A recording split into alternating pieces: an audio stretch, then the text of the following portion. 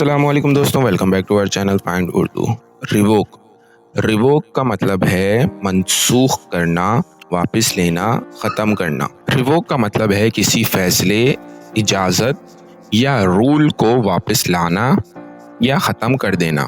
जब कोई licence, permission या हुक्म कैंसिल कर दिया जाए तो कहते हैं कि वो रिवोक हो गया है।